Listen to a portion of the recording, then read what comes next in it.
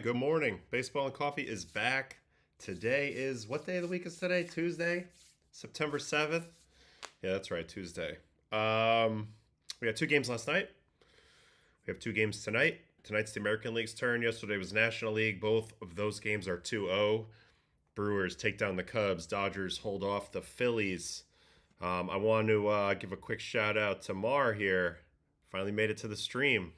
Let's go. All right. Good morning, everyone. Spectre, I like to call the cardiac Dodgers because of how close they are to hurting my heart health. That's part of being a baseball fan. Go ask any Mets fan, Yankee fan, Red Sox fan, somebody who's been in this thing for generations, Dodger fan, really any team's fan. It's a heart-wrenching, gut-wrenching, nail-biting type of thing this time of year. But Max Muncy saved their ass yesterday with that play. So that's where we're at a little bit as we kick off today. We did Baseball After Dark last night, so we watched the majority of everything that happened, actually. I mean, we'll recap it for sure. But after Chorio hit the 3-run dinger to center, that was it. That was all scoring. Brewers end up winning that game. Let's see here. By a final score of 7-3. And they did it. They bullpenned the game. They bullpenned the game ahead, and actually Mizorowski was the key to this whole thing working. He ends up getting the win. He shoves. He goes 3 innings, 1 walk, 1 hit, 2 walks, 4 strikeouts. He literally was throwing absolute thunder. It's going to be funny to look at his player breakdown in a second. On the other side of things, Imanaga, home run ball found him. You know, he'll find a guy to give up a home run to at this point.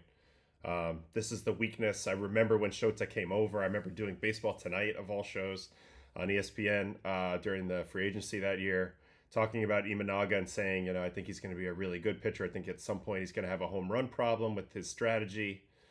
And, you know, it's finally reared its head. He was actually quite excellent all the way up until quite recently. Now the home runs have started coming. So 2 home runs yesterday off of him. Contreras and Vaughn. Vaughn's being a 3-run homer that tied the game. You know, they got that Seiya Suzuki 3-run home run in the beginning. So we're just going to go over to this game right now. We're here. So we're talking about it. This is kind of how this game went. Rock and roll game.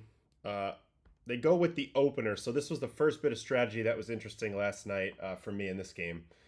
Brewers choose to go opener. Counsell counters and actually plays Justin Turner. As you can see, he's in the leadoff spot here. Doesn't play Michael Busch. But anyway, the opener doesn't really work in the first inning. Single walk, and then Seiya Suzuki just murders this 3-1 changeup. Suzuki drives one to left. That ball is gone. I mean, murders. That ball, I don't even know if I've ever seen a ball go up there. I was talking about that last night. But this ball literally lands like almost near the slide. So that was an impressive shot from Mr. Suzuki here. Suzuki drives one to left. That ball is gone. And then, you know, they seem to be off and running. The Cubs needed that. They needed that early offense. They needed to feel like their strategy was working well. Hold on. They felt like he was working well, and then, like, immediately the Brewers come back. So that's the thing. The Brewers just are relentless. They don't stop coming back. Immediately first inning, 7-pitch at bat, ending in this Andrew Vaughn home run on the sweeper. I say sweeper in quotation marks because it says 2 inches of horizontal break, so it's not a sweeper. But hits it real high, hits it to left. Andrew Vaughn, just another example of a guy who's, you know, kind of in the doldrums. This guy was a really high pick by the White Sox, but struggled really, really bad over there. Comes to Milwaukee, and all of a sudden he's a great hitter again. So, this 3-run homer was huge. This tied it up. And, yeah, not a good feeling for the Cubs. They just feel like they can't get any breathing room in this series. Curious now quickly if we can look at, let's look at Andrew Vaughn from this year. 2 teams. So with the White Sox, he was worth negative 1.8 WAR this year. And then with Milwaukee, he was worth positive 1.3 WAR. He had a 719 OPS. No. He had a 531 OPS. 531 with the White Sox. It's annoying that it's not letting me click that individually for some reason. But he has a 531 OPS with the White Sox this year and an 869 with the Brewers. I mean, talk about a turnaround. Incredible. On base percentage goes from 218 to 375. He hit 9 home runs for Milwaukee and only 5 for the White Sox. So it completely turned around for Andrew Vaughn as soon as he got to Milwaukee. So credit to Milwaukee. They got an undervalued, distressed former top talent, and they turned him into a power hitter. And it's a big 3-run homer here that equalizes the game. And then he ends up giving up another home run. That is Imanaga to Contreras here. So again, the home run is the way that they score runs off this guy. That's been the case for really his whole career. But lately he's been having a hard time avoiding them. Another ball just pummeled into left. 107.6 at 30. Contreras pimped the crap off this ball. So I think the Cubs are in big trouble. I think, yeah, they're going back to Wrigley. But the Brewers just seem to have their number. They really have done everything according to plan so far. And then I'm going to show you... We're going to watch Mizorowski in a second, but I want to watch the big home run here by Chourio. So this is Chourio off of Palencia. Somehow this was only the 4th inning. I felt like the first 4 innings in this game were a whole world. And then after that, it kind of went quiet. But here's the 3-pitch at-bat off Palencia. Palencia is the hard thrower in the Cubs bullpen, former closer before he got hurt a couple weeks back. And he's facing the phenom Chourio, 21 years old, and he just goes 3 fastballs. So 2 fastballs, and it's interesting because look at the heights on these pitches. I'm not even going to look at the metrics because I don't think it matters in this case. It's just simple execution game, right? First pitch is middle. 101. He's a little under it and off to the side. Second pitch, I would say, is a little better of a location. It's up a little bit more and away, but also a pretty good pitch in Chourio's wheelhouse.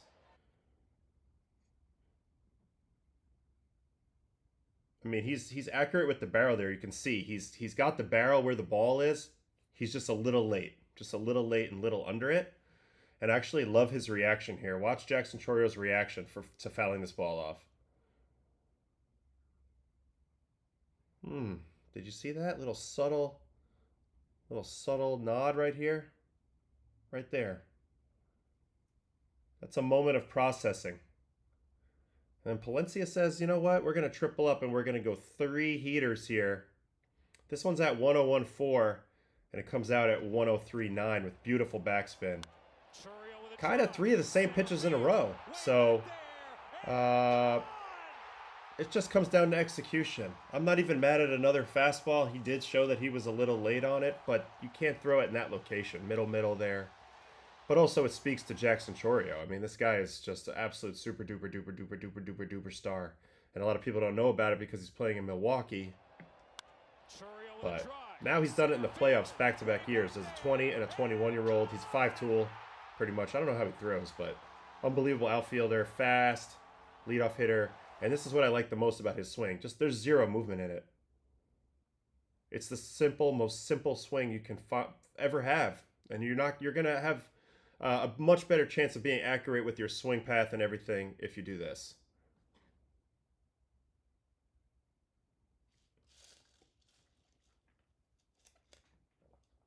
And yeah, it kind of went way out at only 104, which is a little surprising, but it got out. That was the difference in this game on the offensive side, and the difference of the game on the pitching side was Mizorowski. Now, before we even watch it, I want to go to his pitch breakdown because I think that's probably the most, it's going to be hilarious to even look at this. So his velo was up 2.2 miles an hour last night on his 4-seam, up from a yearly average of 99.3 already. Last night, he averaged 101.5, and his max was 104.3. And he did this for 3 innings, just throwing just an incredible amount of fastballs. 35 fastballs, 61% fastball last night. And then the slider, which is not a slider. I don't know what it is, but it's not a slider. It topped out at 97.5 and averaged 94.6. So cutter, slider, whatever. It's a fast, non-fastball.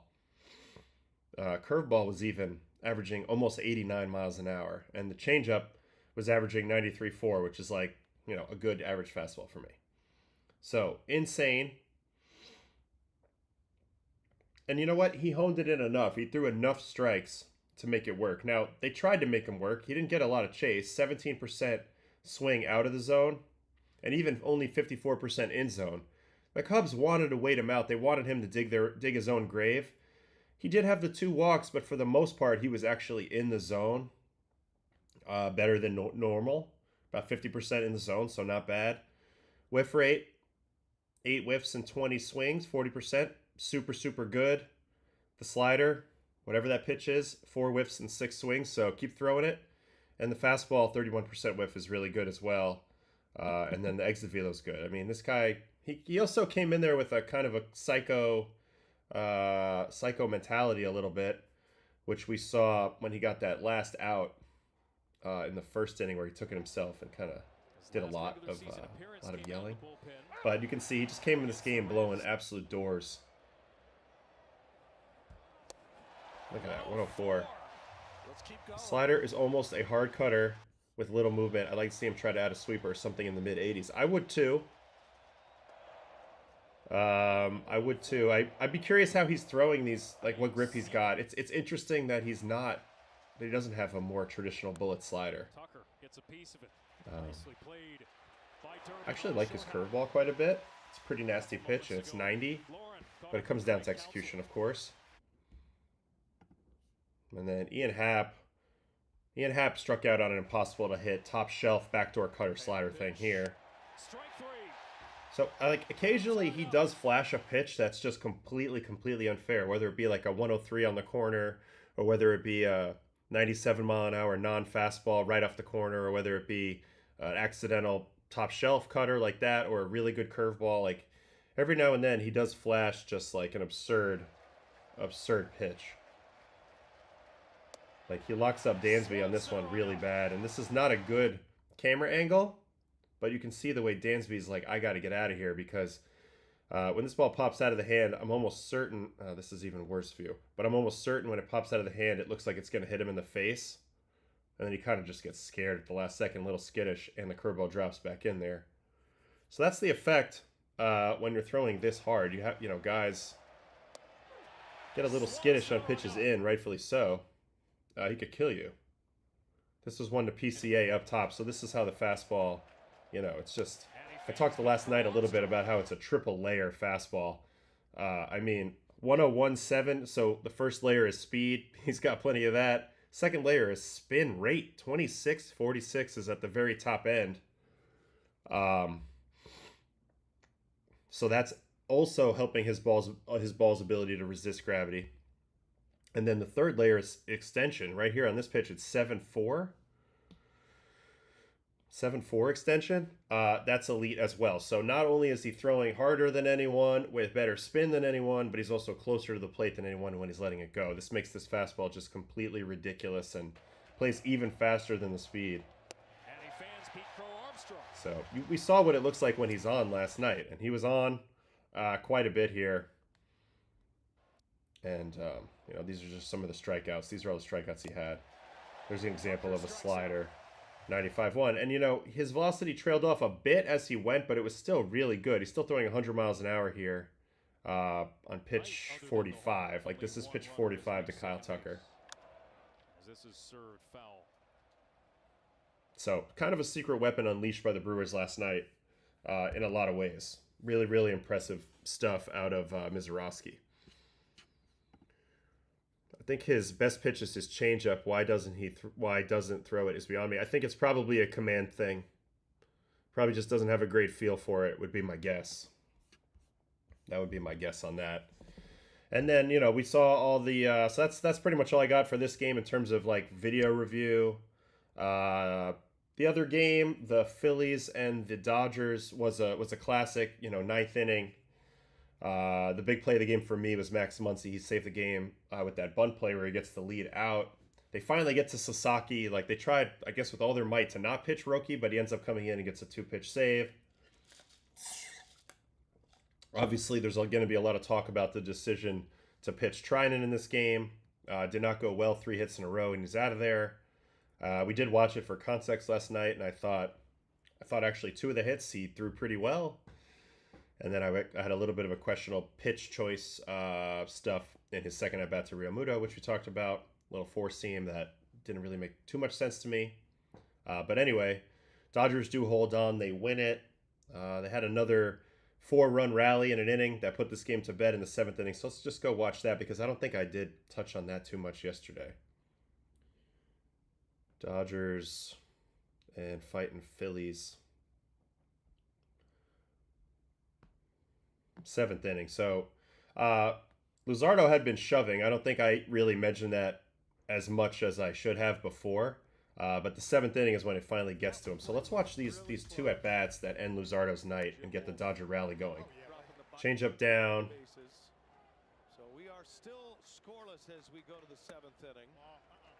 Sweeper back door. This is Logan Gilbert's first postseason start. Yeah, after this, I'm going to start talking about the games that are coming tonight. I just want to show just a little bit of recap on last night and kind of where we stand with these 2 series. Just off of last night. Some of you guys haven't seen some of these key moments. Had a base runner since 1 out in the 1st inning. Teoscar Hernandez walked in that first tonight. So a bunch of changeups here. Good approach by Teoscar, just sticking his nose in there. This is a guy with huge power, but he knows that his job here is to get on base. So I really like the way his energy is in this swing. Just kind of sprays a line drive to center and gets on base. Nice job there. Leading off the inning, and then Freddie Freeman. This is the big hit. I think that sets the whole rally in motion. Tries to be aggressive as he always is. Luzardo's onto it. Really good pitch there. First pitch. Tries to double up. This time Freddie gets the take. Sinker in but misses. And you could tell Luzardo here checking the runner here. Definitely a little bit of a misfire here. And I'm wondering, because they did a pinch run here, I believe, with Dean came in the game here. Yeah. And he's like the fast guy. So now this is now in Luzardo's head a little bit. And I wonder how this affected the pitch quality of these last 2 pitches. That ball and then this slider. Actually a pretty good slider. But that's the 3rd one Freddie saw. This was probably the most hittable of the 3. And he's able to go down and get it. Freddie's one of the few guys that can really, truly dominate both the top and the bottom of the zone with his swings. Like, consistently. Very hard guy to get out north-south, in my opinion. Occasionally up top, but you got to really set him up right and slow him down. So to me, that set up the rally. Kerkering came in, tried to do his best.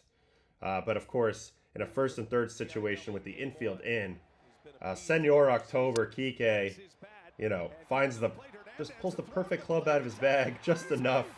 Oh, that wasn't a pinch runner. That's still Teoscar, so I'm totally wrong about that. He came in later for defense, Dean. But Teoscar actually got in here with a 6 slide, and the Dodgers get on the board. Kike can do nothing wrong in October. Even when he hits it 35 miles an hour, he gets it done.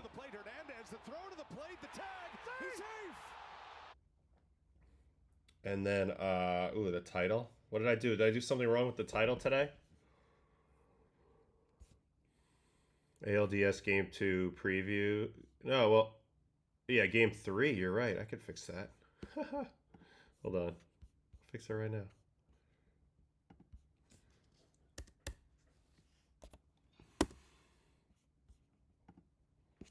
There we go. All right, we're fixed. Sorry about that. That should be updated now.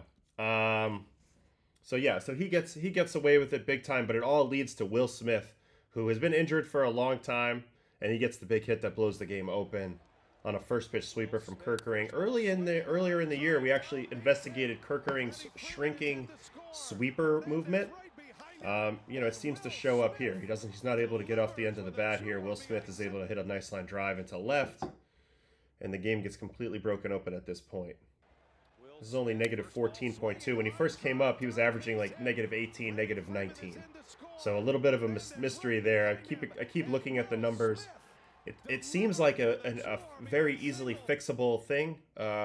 Seems to me like Kerkering over the past 2 years. I'm going to throw this on the solo so I can show it. So if this is a sweeper grip right here, seems to me over the past 2 years he's been getting increasingly more under the ball when releasing it. His spin-based numbers on Savant have backed up about 30 degrees. So he's not creating the same spin axis. He's getting a little under it, and it's not creating the same movement. When you throw a sweeper, actually, a lot of times, a big idea is to you would think that you want the ball spinning perfectly sideways. That's not necessarily true for the seam shift. You want it to be slightly pointed down, and so you need to be a little on top of this thing, just a touch. But he's under it, and it's kind of drooping, and it's creating more gyro spin, and it's getting less break, and that's showing up a little bit in his in his performance in some key moments. And then they end up adding one more here off of Matt Strom. Shohei finally gets him. This is like one of those things where the Phillies think that this is the best matchup, so they're going to throw Strom against Ohtani like every time, but this is going to have diminishing returns, and already he hit the piss out of this ground ball, 111.6 through the infield. At first I was like, man, this is going to be a double play ball, but then you realize how hard Shohei hit this ball, and there's just no way Sosa was going to make this play. It's by him before he even could move. And then the game was kind of over. They did put a little bit of a comeback on him, and then the one play that I loved that I want to shout out real quick was this play right here. Max Muncy feeling the bunt, getting the lead out. To me, this saved the game. To me, this won the game. This was an aggressive play. This was like, let's win the game instead of being afraid and playing kind of like a prevent defense. You would just throw to first here and play it safe. But what I really loved that I pointed out last night, Muncy had unbelievable anticipation, and he left his post early to get in position to make this play. See, Max is in on the grass, and he's got his head pointed this way, I think, to check the where the runner is. But as soon as the ball's like released, or even before he breaks, you see he's already gone, gets himself in position, makes the throw. Mookie makes the tag, because Bader does get a hit after that, but it doesn't score the run because there's nobody on third. So that was really big. And then good comment here also by Mar about the Freddie play that literally ended the game. Freddie, this was like a heart attack moment if you're a Dodger fan, but he does make the pick in a very awkward fashion. Tommy Edman with kind of a weird pushy throw, but Freddie catches it, somehow stays on the bag. Game of freaking millimeters, huh? Stays on the bag. Dodgers hold on to win it, and they go up 2-0. So that's the story of this game. Not a whole lot else really to break down there. We can go look at the player breakdown for 2 seconds on Snell. It was more of the same. He just threw more sliders last night. That was the one big adjustment. More sliders. Slider jumped the other two pitches, but he's super unpredictable. I mean, 33%, 26%, 23%, 17%.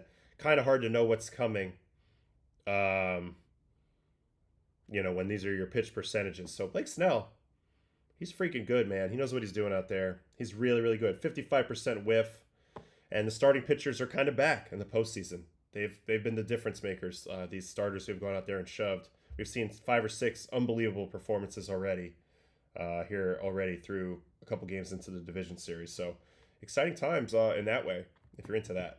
All right, so I wanted to show that, and now we're going to go get into these other games. We'll get into the game notes and stuff in a second. Let me just see the chat real quick. I totally agree with this comment. I don't understand either. I felt like they had a rest day before. Yeah, rest day before and a rest day today. He's fine. They got a little cute there. In a way, I get what Dave was doing there, but in a way, I don't. Like, just play it safe. I don't know. Trinan hasn't shown much lately, so I think you're going to need him, but I'd like to get him in a spot where, it's not 3 batters and out if anything goes wrong. Maybe give him a little more leeway. You're up a lot, down a lot. I don't know. It's tricky in this situation, I would say.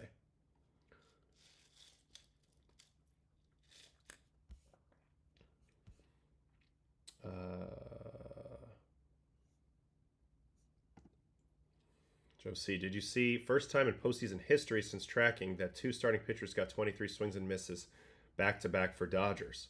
So that would have been Shohei and Snell. That's an interesting stat. That's in postseason history, but since tracking. So Because I would have thought, Randy Johnson, Kurt Schilling, something like that. There's been some dominating duos with swing and miss over the years. Some Phillies ones too. All right, so I have some game notes to go over from our research packet, and this is how we'll get ready for tonight. The Jays have more home runs than strikeouts in this series. That's crazy. They have 8 homers, 7 strikeouts. So these are our stats to know from the good folks over at the network research department. Yankees have 1 home run and 21 Ks by contrast. This has been a total beatdown so far through 2 games. That doesn't mean it's over, but it's been stupid so far. Jays have more hits than whiffs. 29 hits, 27 whiffs. That's absurd. Yankees have 45 whiffs, 16 hits. So these are kind of in the weeds stats, but they really illustrate how lopsided it's been on both sides of the ball in the first 2 games. Varsho has 12 total bases. He had 12 on Sunday. That tied the all-time single-game record for the division series, and he has 15 total bases in the series. If he can get 5 more, he can match the record with Jordan from 2023. Here's a note on some of the games from last night. Dodgers starters have a 2.70 ERA in 50 games since August 2. That's what we were saying. The starting pitchers are carrying the Dodgers now as opposed to the relief pitchers, and that, in a way, I think gives them an even better chance to win it this time. Phillies, this is the doom and gloom situation so far for the Phillies. Now, they've been facing Ohtani and Snell, but they are the 1 through 3, the big 3, Turner, Harper, Schwarber, 2 for 21 with 2 singles and 11 punchies. Schwarber's whiffed on 10 of 13 pitches in the zone this season. So he ended the year on a sour note, and hasn't been great so far in the division series yet, but he's just the type of guy that I always think he's going to snap out of it in the next game.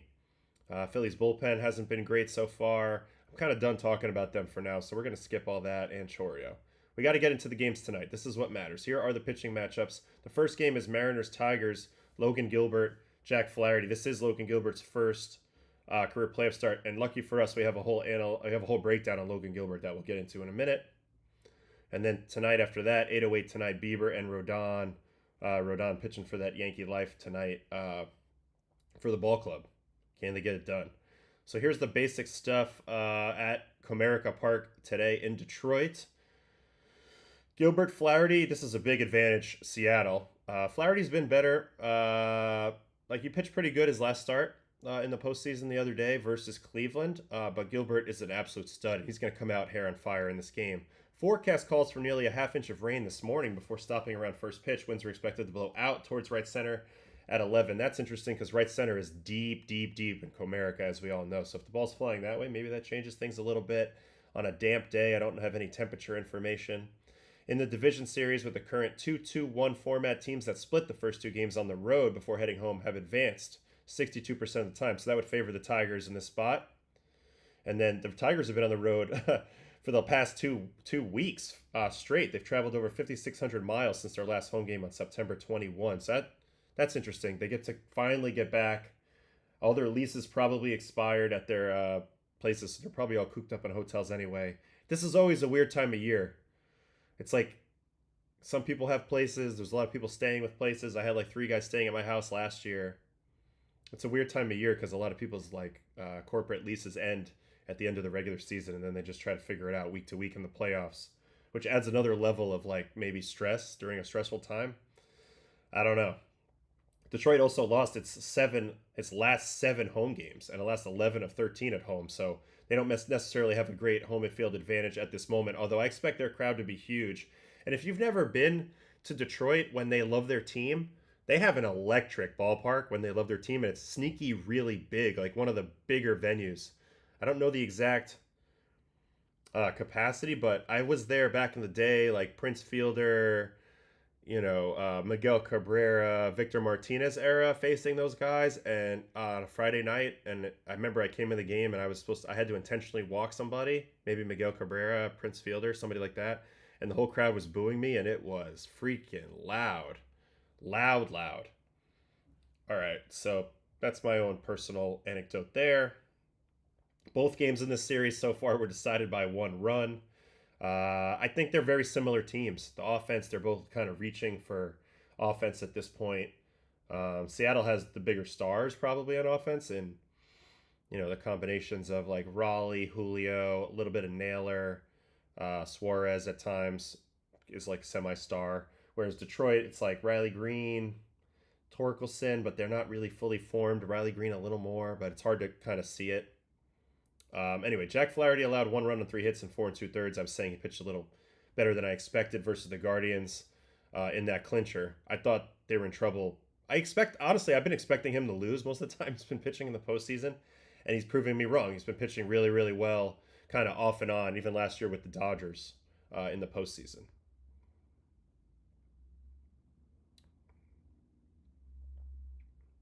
This is a rematch from an 8-4 Mariners victory in Detroit. Flaherty gave up solo home runs to Julio and Rosarena across 5 innings pitched for no decision. Gilbert gave up 2 earned runs in 5 1/3.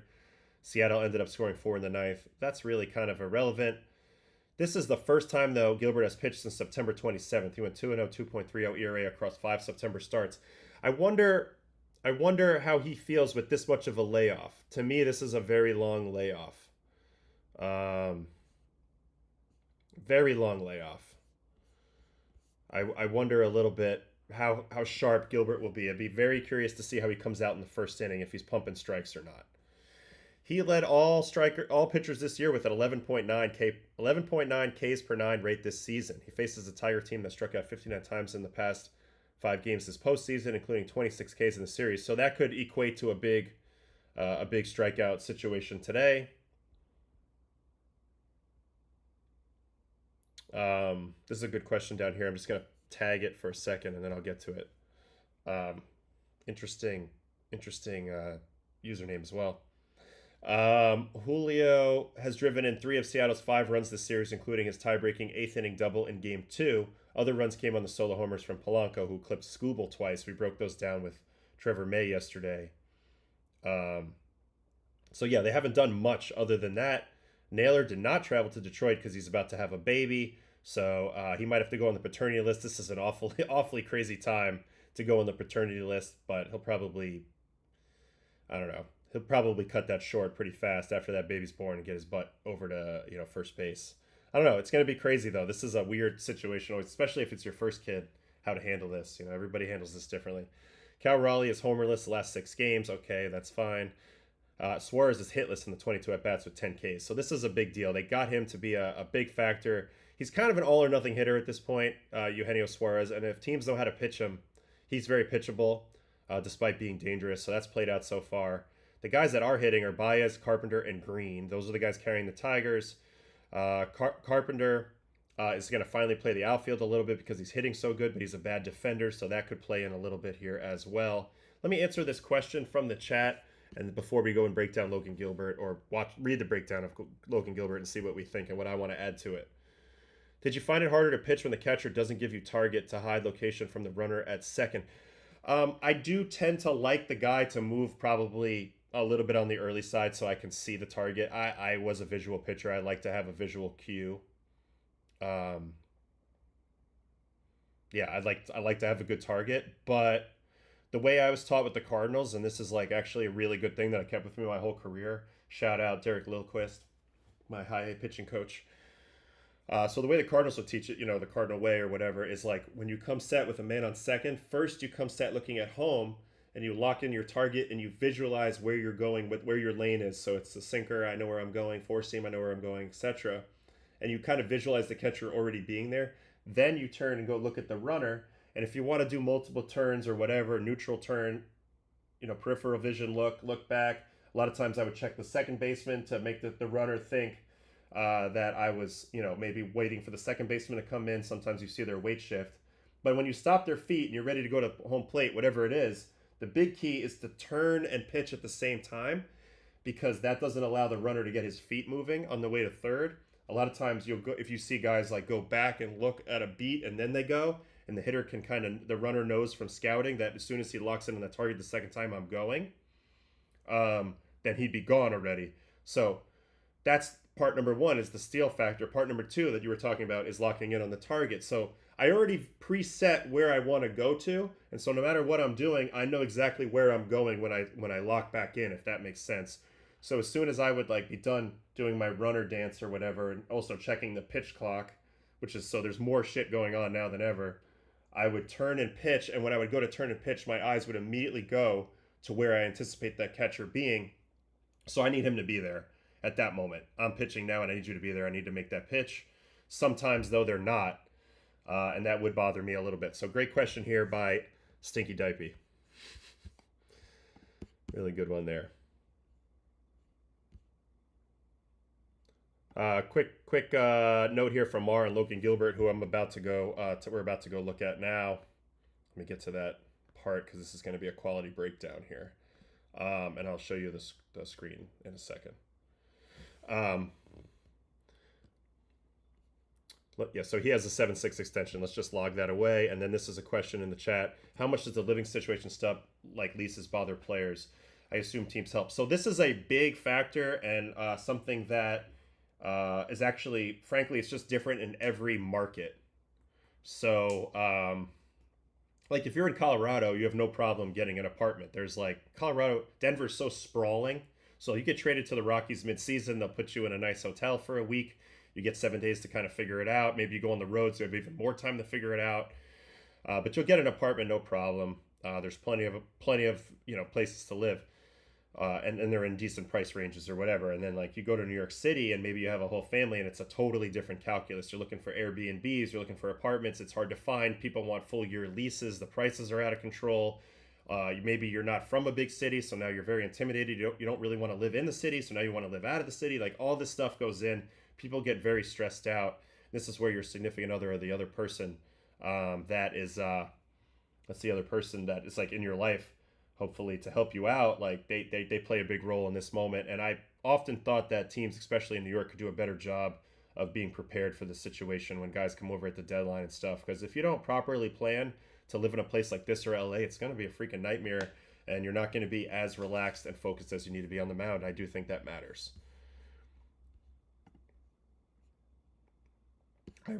What's this?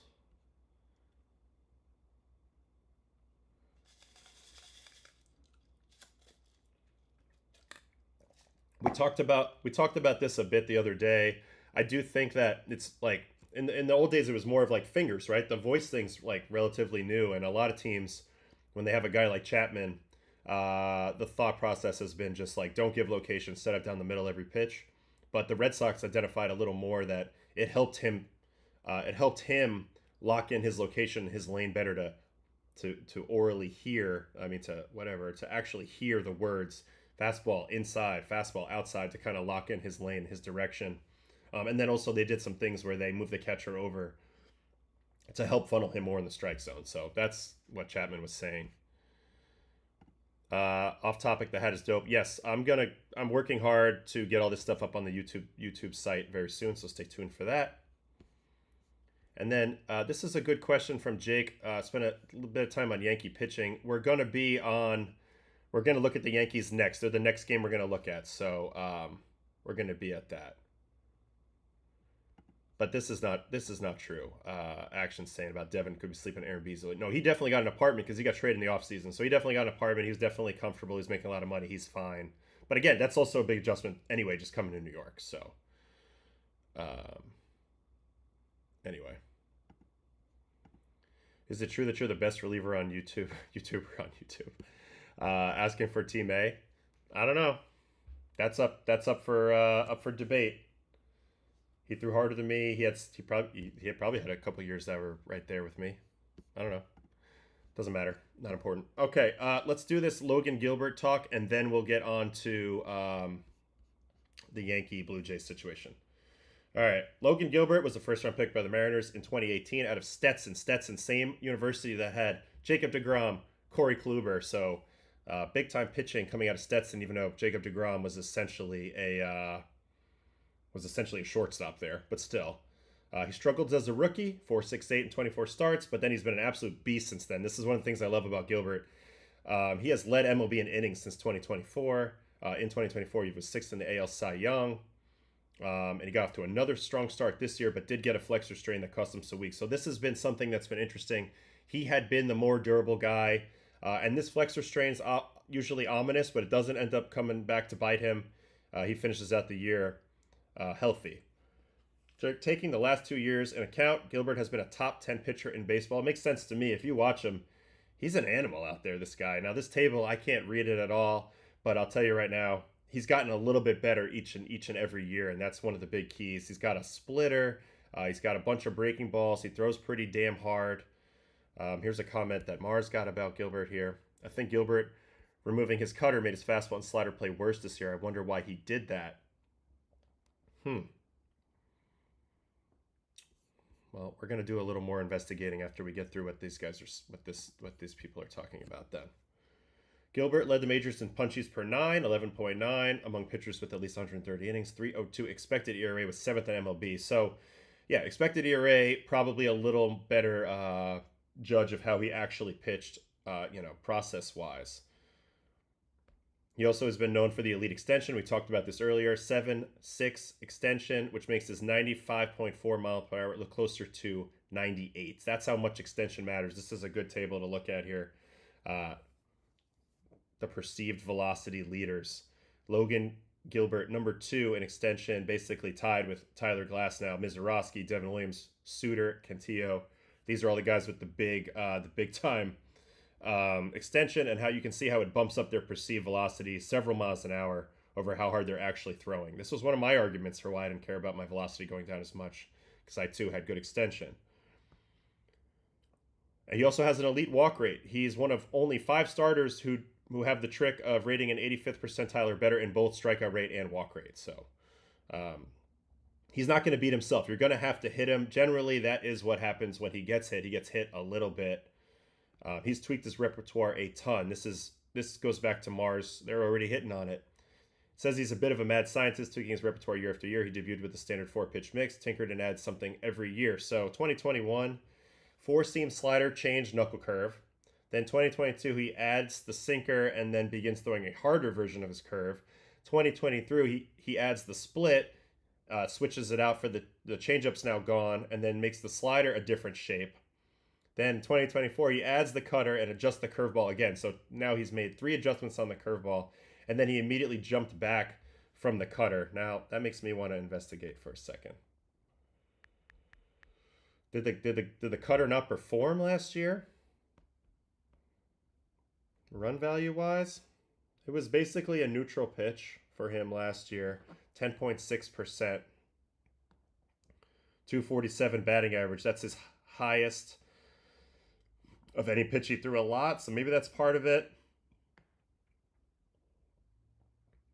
Maybe his contact wasn't great on this pitch.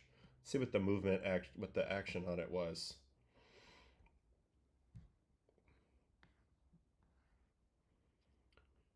I mean, it's a pretty good shape, actually. 3 inches of glove side movement, and then also 11.8 inches of vertical movement. So it's a pretty lifty cutter.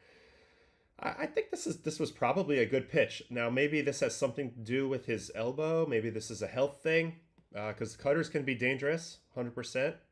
Every pitch can be, but this is something I've been talking about when people add a pitch like kind of on the fly and then they lean on it a lot at a max speed. I think it's a little bit of an issue. Here was the location last year on the cutter. Tried to go up with it. This year he replaced the cutter with more fastballs. I guess I don't have enough information based off of just this to give a definitive answer. It looks like his results stayed about the same. Man, look how consistent this dude's been the last 3 years. 1.08 whip, 0.89 whip, which is absurdly good, and then 1.03 whip this year. And whip is such a great stat. If you have a good whip, you're probably doing pretty good out there. I love whip. Damn, I got to go back down to this.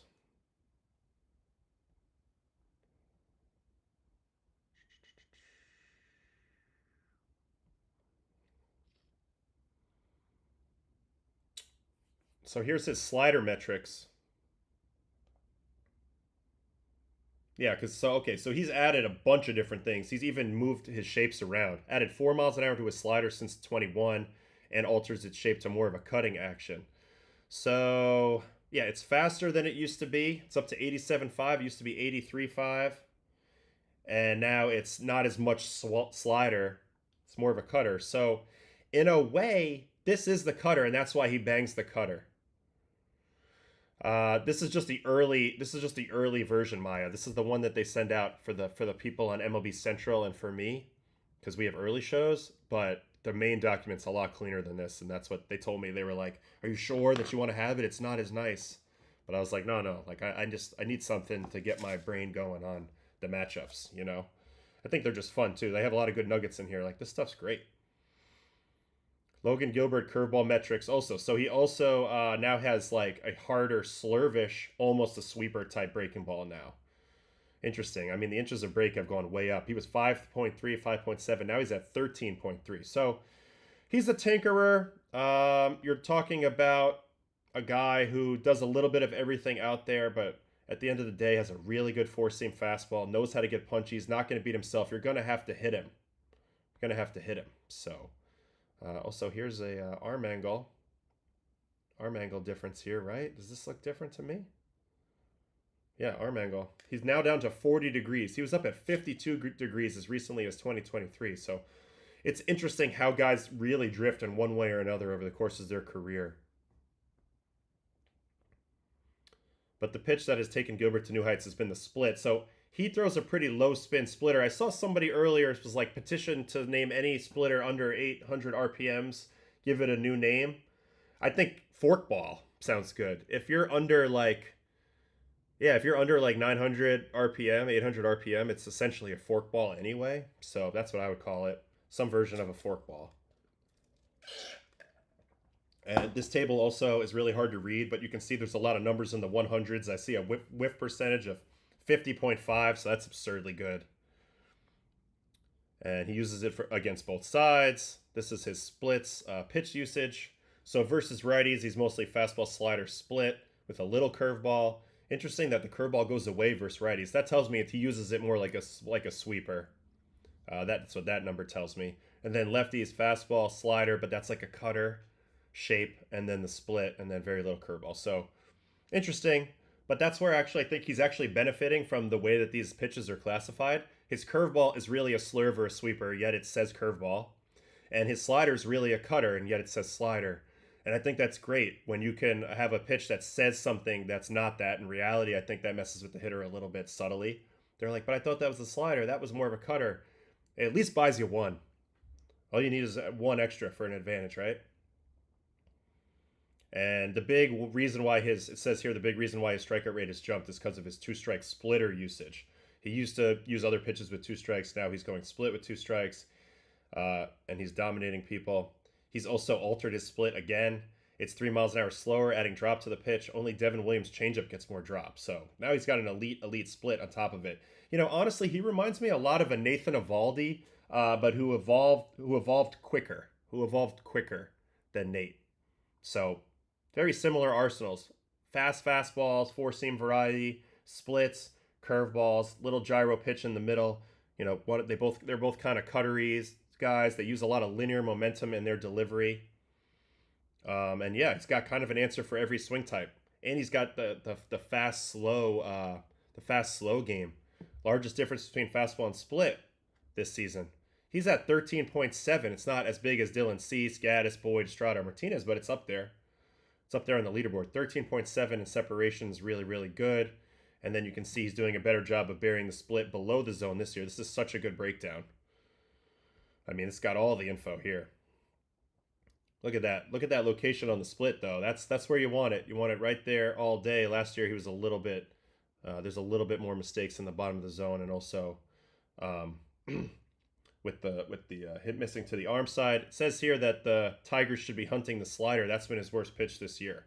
So yeah, it's really backed up big time since last year results-wise, and you can see on the heat map, he's throwing it right down Broadway. So this is kind of the mistake scenario here. Is just command of the slider. That's something to watch out for today when facing Detroit. Particularly, Riley Green has a very scoopy swing through that bottom of the zone. If he makes an off-speed pitch mistake, bottom of the zone, that could be trouble. Same with Kerry Carpenter, even Colt Keith. You're looking for guys that can clip him with mistakes middle down with spin pitches. So I think, I mean, look, Logan Gilbert's probably going to dominate them. But if you're looking for ways to get beat, it's going to be a bunch of mistakes in the middle down portion and maybe overusing the slider. based on what I'm seeing here. He faced them twice this year. First one was in April. It's like, who cares? And then that other one we mentioned earlier, 5 1/3, no earned. And it's matching up his huge strikeout rate versus the huge strikeout rate of the Tigers. So it's a pretty good matchup overall, I would say, for Gilbert coming in. Just don't make any mistakes with sliders in the middle of the zone, and you should be okay. All right, now it's time for Yankees and Blue Jays. Although, got a lot of stuff going on here. All right, Billy, I'm working on it. Hopefully by the end of this week. The hats, the shirts, etc. will be on the YouTube store. When did pitching science become common in MLB? It's wild how in the old days the pitching coach would just be like, keep your elbow in, or random cues like that. This is so freaking true. Like when I came up in the minor leagues, it was all just like suggestions. Like, hey, like I did this, try this. Oh, work on it, tinker a little bit and catch plays, see if you find something. Instead of now, it's like, no, hold your fingers here, release it like this, create this movement, this works. It just became this way once we started being able to measure everything. It was just a really fast progression, though. I mentioned how I really, I went to Driveline. I got my own Edgertronic, had a Rapsodo. This was all 2016, 2017. Mainly 2017 going into 2018 offseason is when I bought fully in on trying to find a way to make myself better. But it feels like everybody jumped on that train so fast after that. And now every team has built pitching labs. And, the way they find pitchers is digging through piles of data. It happened very, very fast. But the old way of coaching was so dog shit. And you were kind of lucky if you became good because of a coach helping you back in the day. Like they were just throwing stuff at the wall and seeing if it would stick. And a lot of people would spend their whole career being the wrong type of pitcher. Like they'd spend their whole career throwing two-seamers when they had a riding four-seamer because they just were around somebody that was like, no, throw the sinker, or vice versa. So things like that was crazy. That was so crazy. So Mariano could have been better. Well, again, no matter what, one thing when you're watching this program that I always try to emphasize is that it comes down to execution.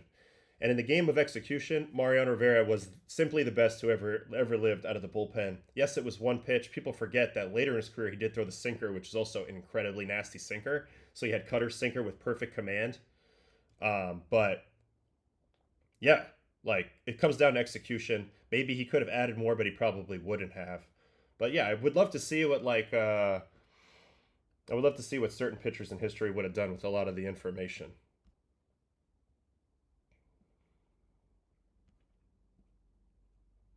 All right, I'll tell this story, and then we got to get into the Yankees.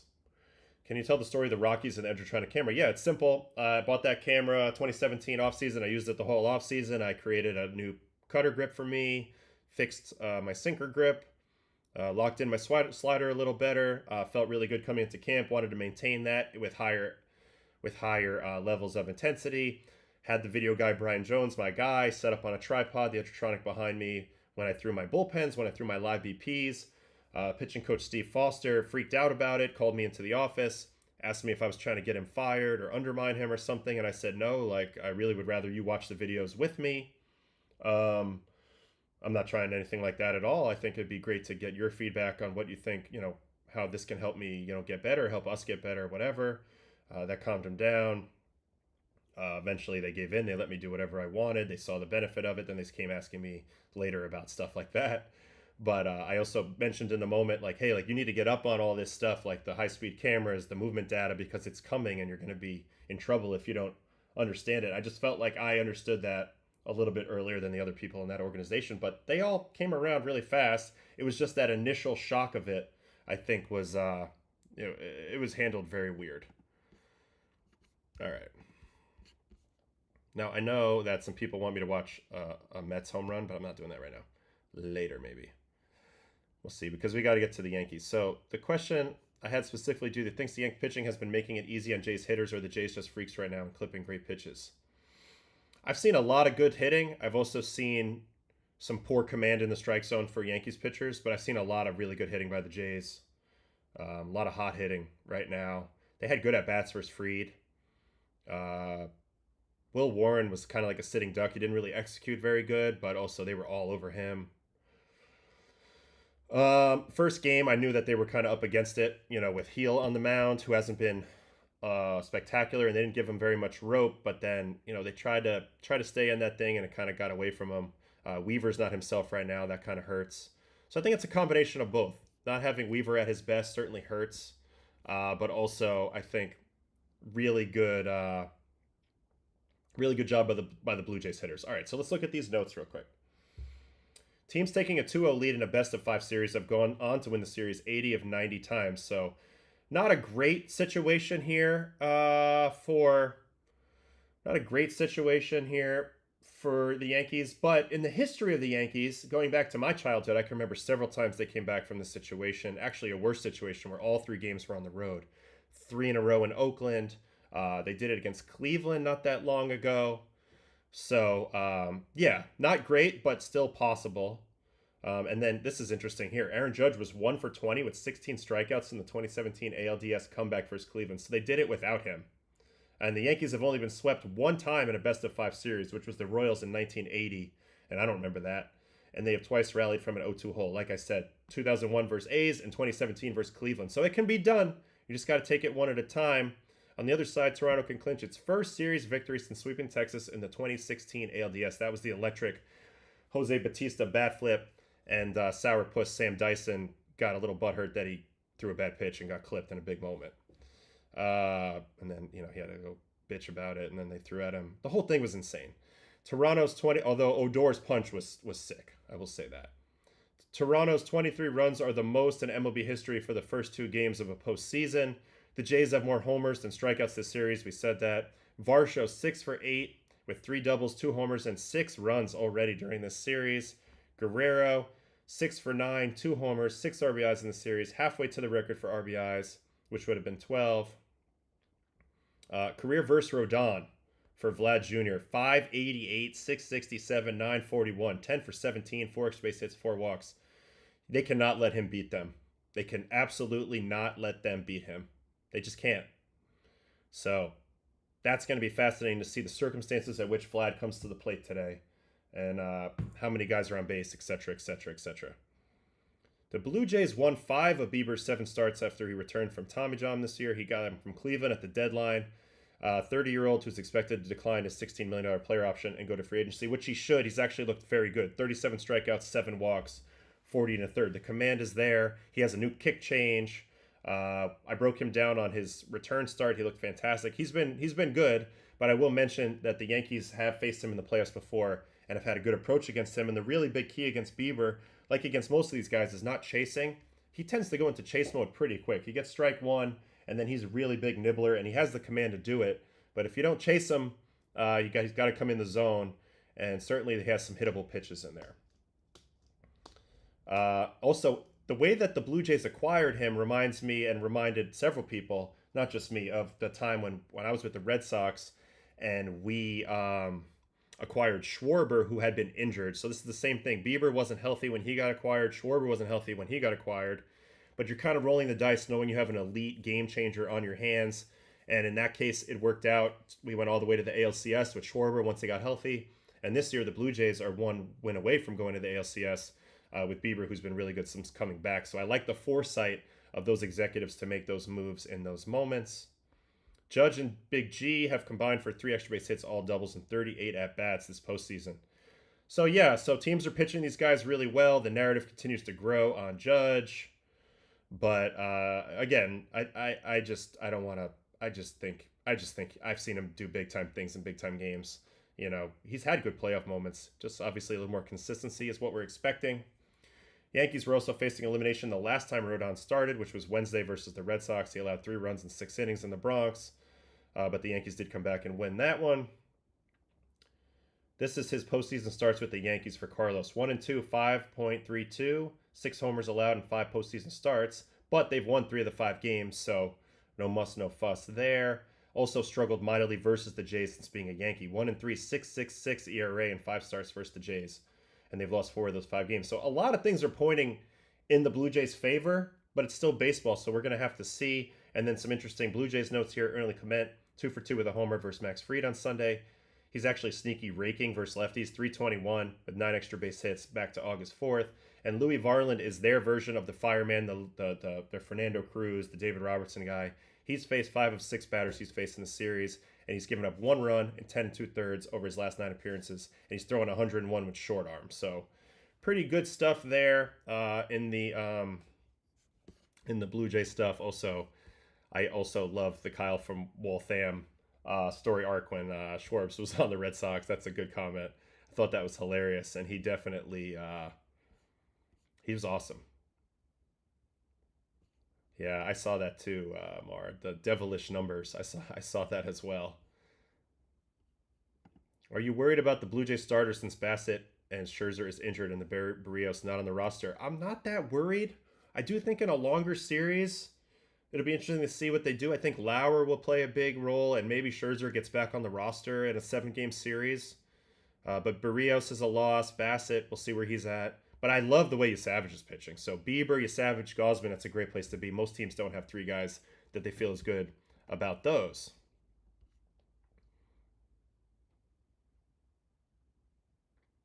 This is a whole thing about Varland. Do you think Varland has potential to be a starter? I feel like a lot of people have been high on Louis Varland for a while, right?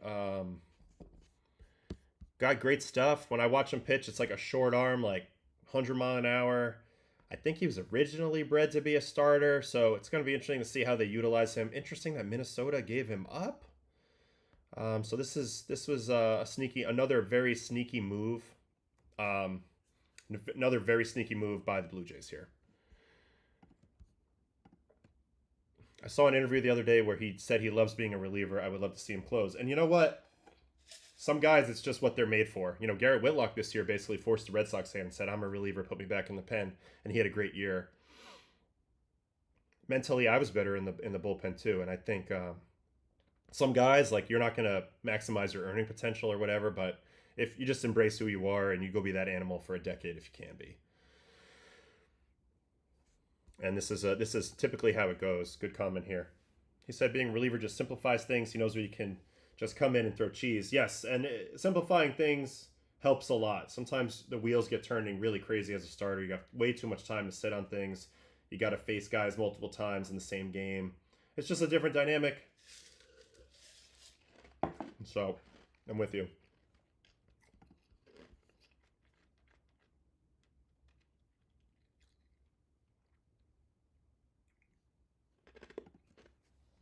Yeah, but they could do this. They could IL to get to bat, to get to Seabass, I guess, but it has to be a legitimate injury, and then he's not going to be available for the next series, I don't think, either. You can't just, like, take somebody out and then put him back on in, like, 2 days. There's rules prohibiting that type of manipulation. All right, we got a breakdown on Bieber attacking the Yankees. Max Wildstein dives into how Game 3 starter Shane Bieber could attack the Yanks. When the Blue Jays traded for Biebs at the 2025 trade deadline, they envisioned this scenario. He's been a solid middle-of-the-rotation option since he came back. He went 4-2 with a 3.57, did allow 8 homers. Really, he had one crazy bad inning in one game. Otherwise, I think he'd be under 3. These are the postseason starts versus the Yankees. He's made 2 of them. One was 4 2/3, 9 hits, 7 runs. And then one was 5 2/3, 5 hits, 2 runs. That was the 2022 ALDS Game 2. Now, I remember this 2020 AL Wildcard Series Game 1 because I was there. And the Yankees had an incredible swing decision game that night against Bieber. He won the... He did not win the... Yeah, he won the Cy Young that year, so... in the Mickey Mouse season. So he won the Cy Young that year, but he was rolling into that game. And Yankees did a great job with swing decisions. I don't really remember this 2022 game off the top of my head, but it looks like he fared a little better. And here's what I was talking about, that he added a new changeup. Before needing to undergo Tommy John surgery after 2 starts in 2024, Bieber debuted the new pitch, a kick changeup that's taken over the baseball the last few years. And now, if you look at it now, how much better it is than it used to be. Here's the downward movement over here. He's now down at 35.1 inches of drop. That is 7 inches more than he averaged in 2024. Anytime you can make your changeup go down 7 more inches, good thing, you should do it. Movement is nice. He's had reverse splits this season, yielding just a 156 slash, 188, 247 slash versus lefties. Righties are hitting almost 300 and like a 800 and something OPS versus righties. That's interesting to see. Does Boone decide to switch up the lineup to more righties then? I don't know who you would put in there. I wonder who they would put in there. Would Goldschmidt find his way in there? Would Rosario find his way in there? Or will they stick with like the Rice, McMahon, typical stuff, even though he's dominated versus the lefties? In 2023, he only threw his changeup 6.9% of the time versus lefties. But this year,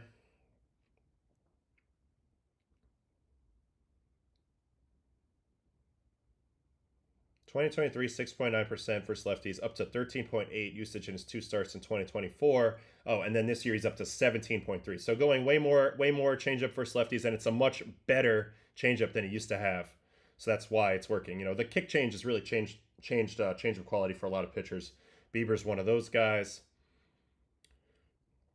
If the Yanks stack lefties against Bieber as they did with Gausman and Savage, we could see a sizable reliance on the changeup to lefties, even more than 17.3. And that would be kind of copycatting the Gausman Savage approach with all the splitters.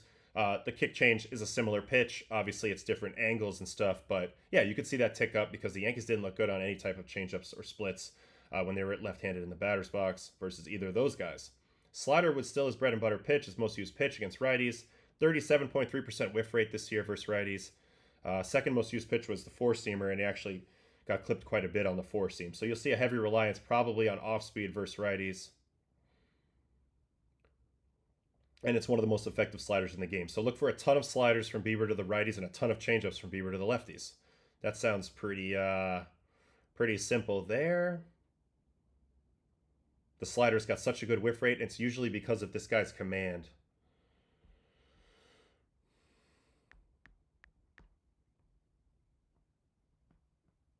Look at this slider command. Dotted. And you can look going back other years on Bieber, it's always been really, really good command on the slider. Down and away, right on the corner, and also below the zone. If I go back to 2020, this is what I was talking about. The amount of chase location on the slider was absurd, and the big key was not chasing it in that playoff game. It looks like he's throwing it a little more in the corner now as we get back to 2025. But look at that location. Like, how you can't do much better than that. Yankees are going to have to make good swinging decisions on that slider away and try to convince them to throw them some fastballs because they've been walloping the fastballs. All right, so there's a little bit more here.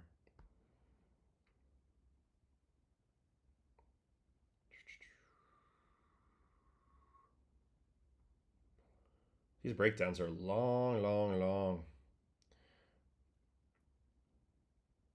Yeah, so again, I think he's going to go mostly sliders to righties, mostly changeups to lefties.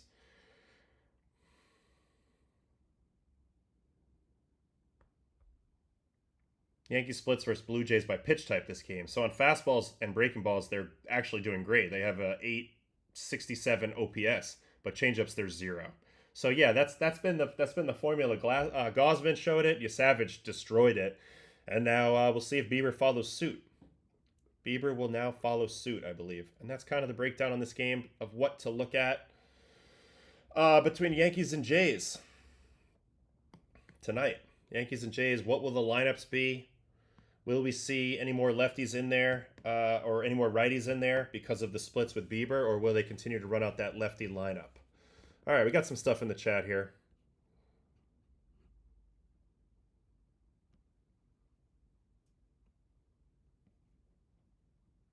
What makes Bieber so good? It's command. Command. He's got some of the best command that's come through the big leagues in a long time. He dots the corners. He throws the ball below. He's got a good pitch mix, so a good sense of what to throw as well. But he's a guy who simply outperformed his original projections as an amateur because he didn't have quote-unquote nasty stuff. But his stuff's gotten better every year. I actually give a lot of credit to Matt Blake and the people over in Cleveland. Now, Matt Blake's now the Yankees pitching coach. So that's funny. But he was like a big player, big pitching coordinator type role with Cleveland for a really long time. Obviously they had the know-how of Corey Kluber over there. Of course, Trevor Bauer. That's a huge factor, being around a guy like that. And then, Cookie Carrasco, they had a lot of great pitchers. Bieber comes through, learns from them, gets his stuff better, already had that command layer. And I think that's what makes him so good, is just the ability to pitch, to be a true pitcher out there, but then also he's leveled up his stuff by using his brain and learning and getting better. And that's what it's all about as well. Bieber going to get paid if he goes far into the playoffs. Sometimes you got to be healthy and lucky in your last year. Timing is everything in free agency. Luck's always somewhat of a factor, but they try to strip that away when they value you. But I'll never forget Brad Penny telling me, the great Brad Penny, all it takes in this game is to have one truly great year at the right time, and they'll pay you for that. So, and that's never really changed. Go look at Robert Stevenson. Really good 2 months. Got him $33 million in the bullpen with the Angels. So that's how it goes. I appreciate the compliment here. Really enjoyed your breakdown of Bieber's first start. Do you think the Yankees will underestimate how good he's looked? I don't think the Yankees are in a position to underestimate anything at this point. They need to come out and have great at-bats against him, make great swing decisions. Again, though, I'm really curious about the lineup. They've struggled so much with changeups. I think Bieber is going to be 25% or more changeups tonight with really good location on the other pitches. A lot of backdoor top shelf cutters. Fastballs down and away to set the line for the changeup. I don't know. It's going to be interesting how this matchup goes. But, dude, he can pitch. And the Yankees are going to have to show that they're better on the offensive side. Similar lineup to wild card game 1 against Crochet. I mean, that's such a drastic move because then you're taking out a lot of their everyday guys. But I don't know. This is a tough one to figure out, man, because of his splits. Do you give into that, or do you continue to play the right-left thing? What do you do here? You got to really think about this deeply when you're setting the lineup.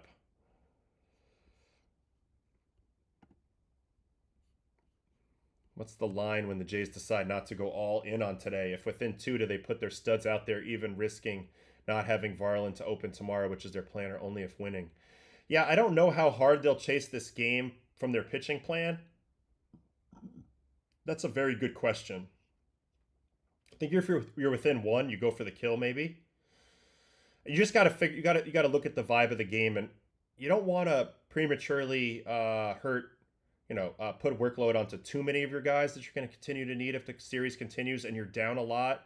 So they'll ride that line pretty strong. But also, if you feel like you have a legitimate opportunity to seize the series right here and win it, you'll probably do it there. So I'm riding the midpoint on that answer, I guess. But I think this is more of a feel thing. You're prepared to do anything, but you also understand that you have a 2-0 lead. Hey man, I also play baseball. What are the odds if I start training at 36? I could be a knuckleballer in 2 years in the pros. Don't know. How good is the knuckleball, right? I mean, I've been wondering why more guys aren't knuckleball pitchers. It's such a unique pitch, tough pitch to hit, weird pitch to plan for. It's so different than everything else you see. I actually think teams should train a few of their infielders to be knuckleballers and just see if they find, magic with anybody, and then they have like an extra guy that can go chew up innings.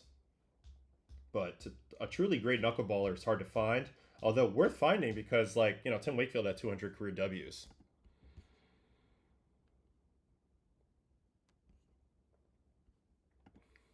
Yes, I do think there's a chance in this game. Yankees can get to Bieber and, get beyond today. You got Schlittler out there tomorrow, so maybe he goes all out.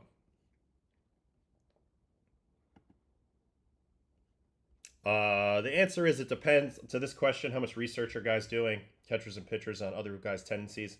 The answer is it depends on the pitcher. Some pitchers don't look at anything and they just trust the reports and the catcher, and some want to know everything. So that's a big spectrum there on the pitching side. On the catching side, it's a prerequisite. You have to know all this information. You're just not, I would never play a catcher that didn't have a great understanding of the strengths and weaknesses and tendencies of the opponent, as well as intimate knowledge of all the pitchers that he's catching as well. I think it's just too important to have an extension of the coaching staff back there, or somebody who can lead pitchers who don't know what they're doing, into good choices. So catchers need to know a lot. Kluber's delivery and pitches reminded me a lot of me. Yeah, I copied him a lot, like the whole backdoor sinker. I watched how he would set up a lot of his game. So I watched a lot from Kluber. He had more of the Kluber ball, they call it. It was more of a slurvy sweeper, but very similar. Great dude too. Cressy guy. Talked to him a few times, so that's awesome. He won 2 Cy Youngs. He was the man. Let's see here.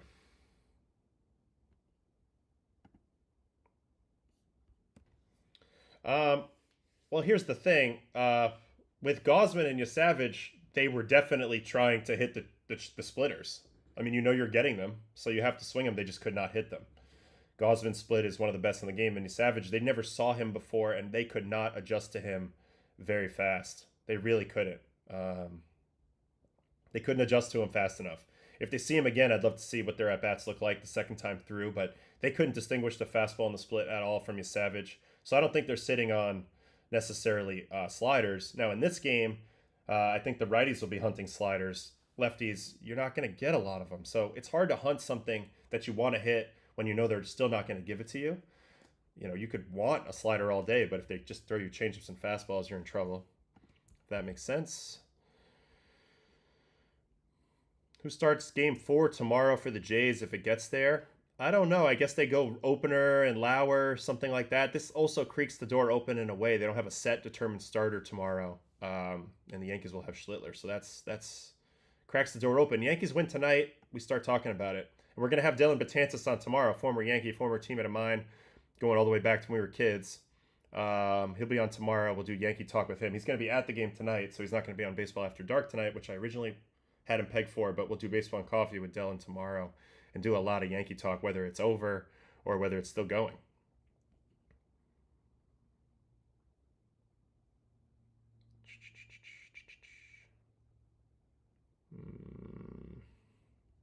Ooh, here's one.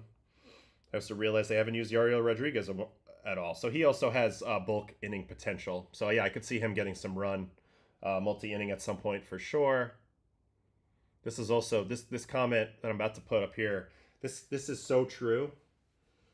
Some of these places with the big expectations, you saw it in Philly yesterday. They got down early and they were getting hellaciously booed the entire game. And the atmosphere in the bank was miserable and dark and not positive, not we're on your side, like you're letting us down type of vibes. That negative energy is a real thing. Like, yeah, you know, you have a toxic environment to play in. It's not the best for a comeback. Now the Phillies almost came back anyway, but yeah, you don't want to play from behind when you're the home team with big expectations. The home crowd in some of these places does not tend to take that very well. And I just know as a player, you know, I get it why the fans do it, but it's not helping anything. If they were wondering, definitely not helping. Probably can only hurt. Nobody's like, oh man, they're booing me. Now I'm gonna play better. Like they're already trying to play better. So we'll see.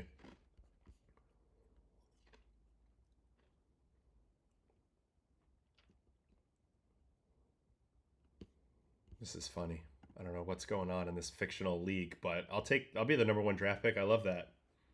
Could have fulfilled my true potential as a starter.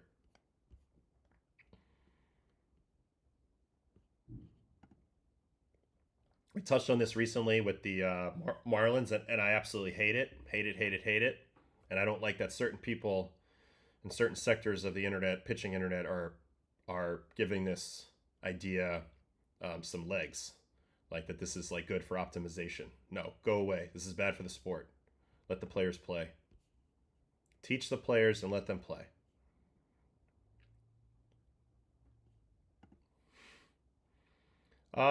This is their job. They gotta know. There are some that are better at this than others. This is like being a smart guy back there is very, very underrated. So good question there. Thoughts on the Phillies starting Nola instead of Ranger Suarez? I didn't know they were doing that, but I guess they didn't want to throw 3 lefties in a row at the Dodgers. Nola did throw an excellent game his last start of the season. I've been keeping tabs on Aaron Nola a little bit because he could play an important role if the Phillies can, you know, play a little more, and he's got so much playoff pedigree, but he's had such a bad year, such a weird year. Had a couple good starts down the stretch, you know, but it's more of a hope. It's more of a hope at this point. Yeah, and then this is what I was talking about. Duran was doing his whole entrance to boos. Exactly. Like the Phillies' energy in the crowd was not great. Not great. Yeah, I saw this. Jay smacked Schlittler his last outing against them. He bounced back really well after that, the next bunch of starts. I don't know that that was anything specific to the Blue Jays necessarily, and I think Schlittler could turn it around. He just threw the game of his life, so he's going to go in there with big confidence and big velocity, and anything could happen if the ball gets to him. So we'll see.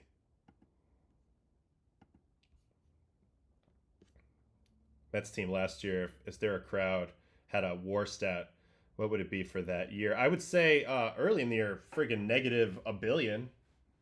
They were pissing on our grave, but then we came back and got everybody re-enthused, and they rallied around friggin' Grimace and a bunch of random stuff. But the team had good vibes, and the crowd definitely bought in. By the end of the year, it was probably the most electric Citi Field crowd I ever been to was in the Phillies series last year, particularly, the clinching game when Lindor went granny off of Estevez. The crowd was a factor in that game, and I don't think Met crowds are often much of a factor intimidating the other team.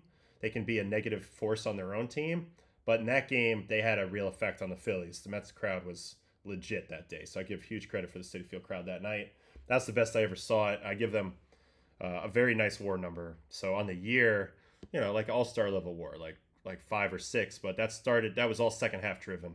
Let's see here.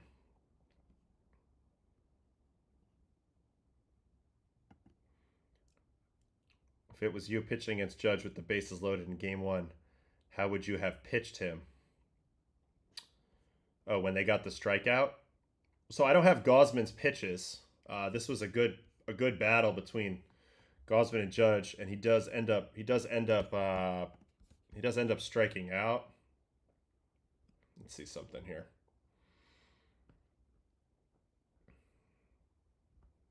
This was the at-bat in question. 6th inning, bases loaded.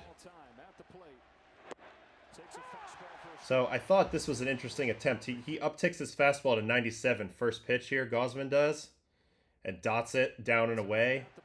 Kind of a happy accident. They were looking to go in there. Judge doesn't fire, but this pitch actually played a big importance later in the game. As you see, there's a little bit of comeback factor to this. It has 12 inches of horizontal on it, so it does come back to the zone a little bit from off the plate. And then later, this kind of is part of the reason why Judge chases the splits later in the game, later in this at-bat away.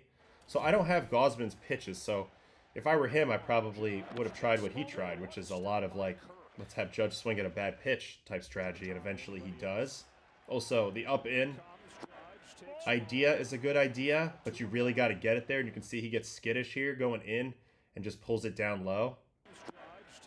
So Judge was actually in the driver's seat here, but it's the quality of the split. This is probably the hittable pitch, but it also plays really well because of that fastball away earlier tunnel, and then this ball had really good fade and action to it. Every time I faced Judge, it was almost like I could sense that he was looking for my slider more and more as time went on. This was also the pitch that should have got clobbered. If you're looking for a pitch to get on Judgy about, this was the pitch. It's an unexpected high split, but this is the pitch he could have launched here. And he just doesn't. And then that gives Gausman a better chance. So I always felt like he was looking for my split, so a lot of times I would go with a third or fourth option to Judge, as crazy as that seems. Like I would go right on right changeup.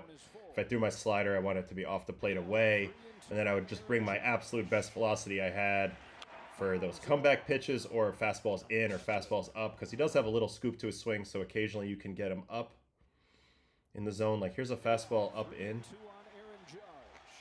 He's a little under it here, but it's also a really good spot. But you see the shoulder angle of Judge here? It's on this angle. That makes me think at times I could get above the barrel on him. So if I felt like he was geared for the bottom of the zone, I would use fastball. But what I really would have liked to have is had a bastard split like this. And yeah, Judge gets caught slipping here because he swings at a ball. But I just want to show you that this pitch tunnels perfectly with the first pitch of the at-bat. And it all comes around from that first pitch called strike. That first pitch sinker came out right about here, and it zipped back to the corner. So Judge goes to swing, and he's in swing mode anyway. Like, I need to do a good job mode here. And in a pitch where normally he would take ball 4, because of that earlier fastball strike, it draws the swing out of him. So Gausman does a good job, and a lot of it was a happy accident, but it's the quality of the pitches and how they're paired together. I think that makes such a big difference.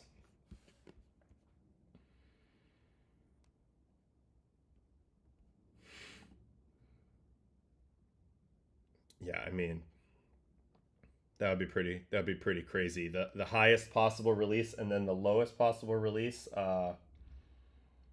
You know, back to back, that would be weird.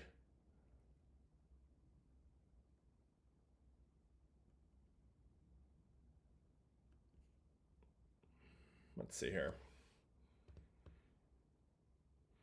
So this is a kind of a funny story, kind of a weird story. When I first got called to the big leagues, I tried to do the thing that all rookies do. Like right now, Savage is not shaking off Alejandro Kirk.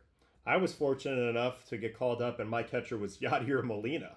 You know, literally a Hall of Famer, best catcher ever. So his influence is undeniable. So I was like, I'm not going to shake Yadi at all. The issue is he never called my slider. If you go watch my first 3 major league starts, I throw very few sliders. Obviously, that's what I'm known for is my slider. And I never really had the gumption to tell him in those first couple games, like, hey, call my slider. Finally told him after the third game, I only got to pitch 2 more times out of the bullpen. So we never really got to work together when I was at my best in the big leagues, mainly because I was afraid to tell him that I wanted to throw my slider more. Instead, I was throwing 4-seamers and splitters at the time, believe it or not, and they were pretty horseshit. So I was a sitting duck out there, mainly because I was afraid to speak up for myself. And guess what? I learned from that, though. When I went to Colorado, I basically dictated everything at that point. I was like, I'm in charge of the game. I will shake you. I don't care if it's 58 times. I'm going to throw what I want, and my career is going to, you know, flourish or die on my own accord. Home run pick for Jays Yanks today. Could be our first pitcher's duel of the series, so I think any big hit would be huge. I got Santander. Santander off of Rodon, maybe? Who do I think is going to get Bieber today? That's the real question. I think Judge. I mean, it's a stupid pick, but I think Judge is going to get Bieber today for a dinger if the Yankees are going to hit one. I could see Bellinger maybe. On the Jays side, just feels like Kirk. They got no answer for Kirk. Rodon's going to throw a little slider in the zone. Kirk's going to hit it. That's my thought on the Jays side.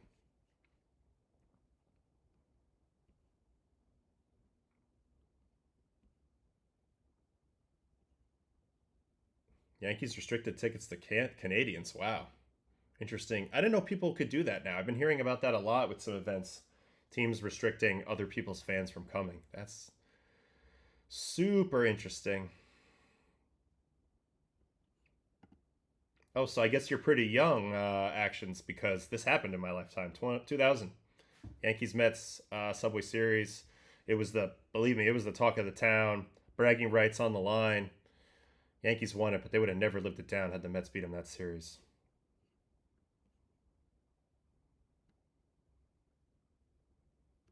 Soto opt out. I mean, he's got $800 million or whatever coming to him.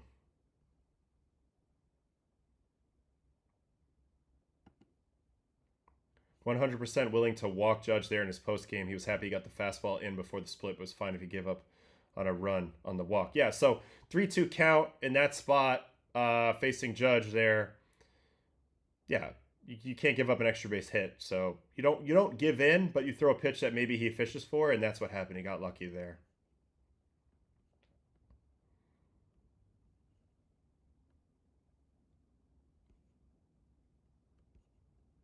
All right, there's so many comments. I gotta go way down here.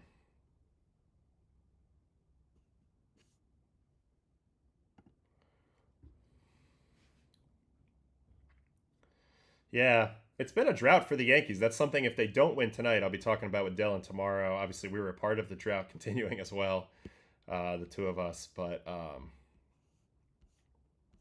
it's been a while considering they've been in the playoffs so many times.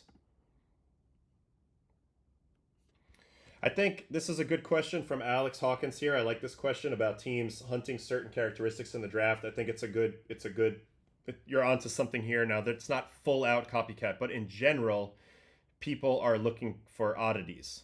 You don't want to be super cookie cutter, especially nowadays as a pitcher, despite your stuff. So they're looking for oddities, whether that's the way your body moves, like a Brian Wu, or whether that's an arm angle thing, or whether that's a horizontal approach angle thing, or whether that's a spin rate thing, or I mean anything that you can do to be on the high end or low end of pretty much any metric. I think teams are looking for.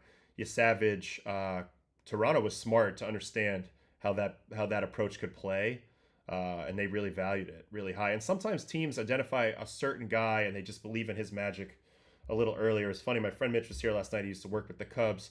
He told me that they knew that they were going to draft Schwarber months ahead of the draft with the 4th overall pick, when people were still having him as like a second round talent.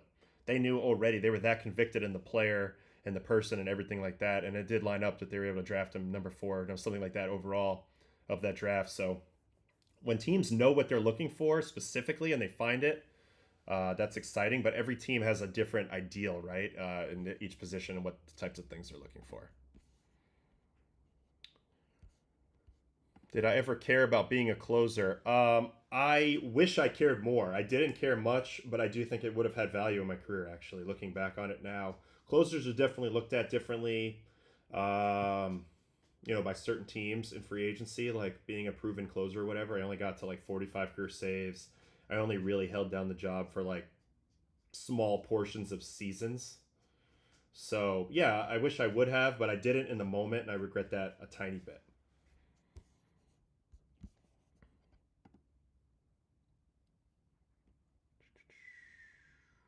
I feel like the Guardians have been doing this with position players after contract. First guys like Ramirez and Lindor added power and went nuclear.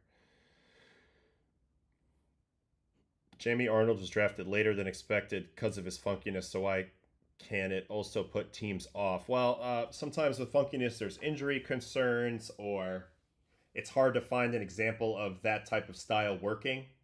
Jamie Arnold, if you haven't seen him, it's pretty low slot, but there's like no like elbow flexion in his release either. It's like a flat arm coming across. The Florida State guy, pretty good breaking ball, but also had a little bit of an uneven year this year for Florida State. So I'm not really sure what the concern was, or maybe there's just other guys they liked more. But there's so many, the options are big now in the first round. There's so much baseball talent out there. So I think that's kind of what I think right now.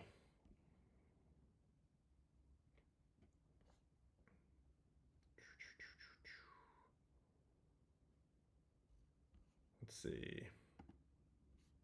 Any thoughts on the starter lesions in the postseason? The Tigers can't seem to trust any starter other than School. They don't trust anybody. I mean, Flaherty went 4 1/3 or whatever, 1 run, but they didn't trust Mize at all. He gave up 1 run in three innings, and he was out of there. Yeah, they didn't trust him at all. They're not going to. They're going to bullpen the whole way through and go matchup by matchup, except for Scooble starts. I think Seattle will let Logan Gilbert fly a little bit today if he's shoving, but everybody's on high alert now. Max Fried, everybody's clamoring for him to go a little further in the one game, and then he gets blitzed in this next game. So it's more about paying attention, watching the game, getting a feel for things, So these are the matchups for tonight. This is the baseball. I'm going to say bye here in a second. Gilbert, Flaherty, we've been over all of that. Very good and exciting matchup here in that it's 1-1 in Detroit, and Logan Gilbert finally gets to make a postseason start. He's been, as we just looked at, a top 10 pitcher in baseball over the last several years. And then in this game, Blue Jays, Yankees from the Bronx. Bieber trying to close out the Yankees. Rodon trying to keep them going one more day. We looked a lot at these matchups too. What lineup will the Yankees throw out there? Can the Blue Jays keep their incredible batting, going, or will that eventually fade? We'll see. Does the day off make a difference? Does momentum stop, tonight? So these are all big questions. Also a question here, and a good question. Are we going to get off-season streams? Yes. I think the schedule will shift a little bit. Maybe we'll go 3 days a week, something like that, but probably more conversation-based. We'll definitely do some deep dives on Hall of Fame stuff, free agency stuff, trades, different things that come up, but definitely more conversation based. Hope to have a lot of pitchers on here, position players too, batters, teaching us the stuff that they know. So I think that'd be really, really great. All right, I think that's it. Oh, you want to see me play a video game or two? Probably not. I just was playing Mario downstairs with my wife a little bit before the stream, and my kids made me download the K-pop Demon Hunters and get those characters for Fortnite. But I haven't played vids much this year. I got too much dad stuff to do at home, and then obviously I'm trying to make these streams as good as I can, or as fun as I can, trying to get a little better on everything. What's the ultimate goals for this channel? I just want this to be like a place, for baseball talk regular baseball talk all the time, like not so storyline based. Of course, you have to talk about some stuff that's important, but I just want to connect with as many people who love the game as much as me. Bring my expertise as much to people, people understand the game the way I do and other people's do. Get as many of people I've played with and people I haven't played with, my peers, coaches, people influence me on here, hear their stories, learn from them, inspire people to love the game, and to continue to be fans of the game. And then we'll just see where it takes me. I ultimately have big goals as well in baseball, but this is step one, and I thought this was important to be on here every day and just stay connected with the game as much as possible and enjoy it because I love it and I'm obsessed with it. You know, it's really that simple. I would love to still be competing, but this is kind of where we're at, and I love this. This has been unexpectedly great. We haven't, it's not like I have 100,000 subs or anything, but I don't care. We have the right people watching, and everybody's been awesome so far in the chat, so I really appreciate that, and we'll just see where it goes. You guys are doing it. The chat has been huge. To me, that's been the biggest part of this thing. Obviously, I'm putting out the videos, but I love the streams. The streams are so fun. I have a blast. So anyway, I'm signing off for the morning session today. There will be a Baseball After Dark tonight, 9 o'clock. That's going to be simulcast on MLB, so we'll try to get some of those subscribers to hit our button over here. We'll see if that works at all. Probably won't. But we'll see. Oh, this is good. Nerdy Canuck. When I was young as a Jays fan, I hated you. Now being older, you're easily one of those liked people. So I love that. Thank you so much. Thank you for hating me as an opponent. That's a big part of baseball. I love it. Blue Jays ruined my fucking Yankee career with that game in Buffalo. 7 runs. I'll never forgive them, but at the same time, I know they're just trying to do their jobs, and I need to be better. Anyway, I appreciate that now. That's fun. And don't, as David says, don't forget to like and subscribe, everyone. Tell your friends. We'll keep doing this. And I'll see you guys tonight if you're on Baseball After Dark. And if not, be ready for tomorrow. Dylan Betances, the 6'8" giant, former super dominant Yankee relief pitcher. And my longtime friend, will be on the stream. We'll be talking mostly Yankees because he'll be at the game tonight. So we'll see. All right. Love you guys. See you later. Peace out.